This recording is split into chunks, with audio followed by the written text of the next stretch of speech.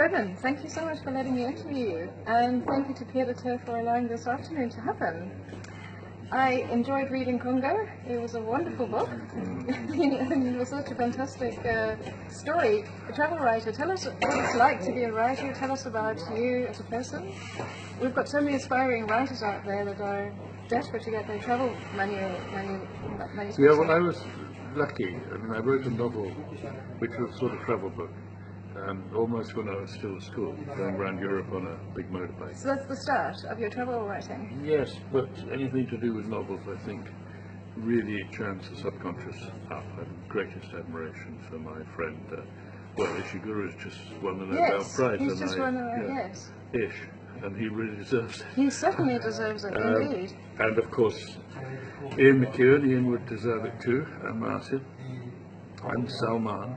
It is a lot of suffering. You have to be very psychologically tough, resilient. You have to be able to take chaos. Yes. You have to like to be alone. You have to be. And you have to be able to make an entirely different world for yourself if you're going to create a world. Yes. Now I did that by writing at night, but the big point is that travel writing, the journey itself gives you the structure, the narrative structure that you need. So in a way it's cheating, but you plan your travels, I do, as a novel before you start. You plan it as a novel before you start? Yes, okay. Using the methods Yes. of fiction. Yes. But then my best characters just walk out of it. So you have other problems. But nothing that is really going to churn up your subconscious to an unbearable degree, which is the risk you take if you're a novelist. Okay. If you found some way of using the early pain and hurt from your childhood, turn that into fiction, that's the best motor there is. To create a novel, Yeah, and of course it works in the travel book if you're writing a travel book, which is almost a novel. But there are rules. There are rules in travel writing. You really must not make up the events, the facts. Now, you really it has to be researched. Yes. It has to be authentic. The first book, travel book, Into the Heart of Borneo, I wanted to have a blue morpho, big butterfly, over James Fenton's bald head as he was drowning. Now, if I put it in there, is the poet that you went with to Borneo and to the Congo as well. No, just to Borneo. I would come with me off would go to the nearest village. But I shouldn't. You mustn't do that if it's a travel book. And in fact, I'm glad I didn't, because that particular butterfly is fantastically rare. Wallace discovered it, Russell Wallace, 19th century. And you only find it in the 10-mile stretch of the river much further up. Okay. So a little tiny less. So there is a big difference. There is, significant differences. Yes. Yes.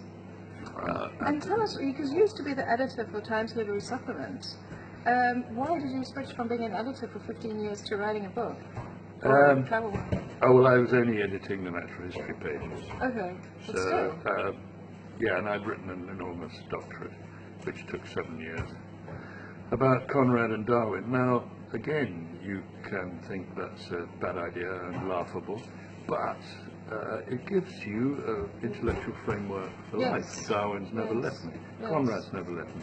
And that's what happens. That's really, I think, looking back, that is the point of a doctorate, however terrible it seems, as it consumes your 20s. It's a strange choice to have to make, and now that I'm 70, I see there's an extra force added to what decisions you make, because you're not going to get that chance again. No, you're not. The chances are done. And it's all very well telling young people that, it means nothing to them. Yeah. But when you look back, it's... But I'm so lucky, really. Writing takes you into an entirely new world. You make your own worlds. But I'm afraid when a book is finished, in my case, deep depression sets in. Really? Yes. Until the next one starts? Yes. And sometimes I can't enjoy the achievement at all. And in a way, if you've written about something, the mind then throws it out, it seems to me. That's the therapy of it. sometimes I think I never went to Congo at all. You definitely went to the Congo. Yes. No doubt about that. And tell our readers, have you got something more to look forward to? I know you've turned 70 and you said earlier that you're done. You're not doing any more Congo or Amazon or... Well, this is there little, something, any chance that we're going to get a... well, it's a little book which is about a very important subject, but probably just for here.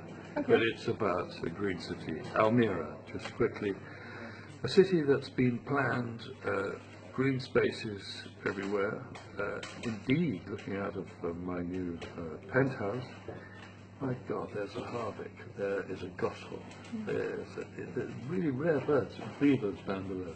It is possible to live with animals and to live in a healthy green city. Let's hope that's the future. But this particular city, the boundaries are set deliberately just larger than Greater London, and this place we've never heard of, Almira. No, yeah. No, that's in the future. Okay. That the town planning, it's designed to take in a little place which one day will be a very pretty old suburb, tiny part of this vast city, and that will be called Amsterdam. Thank you very much for letting me interview you. Thanks. Bye.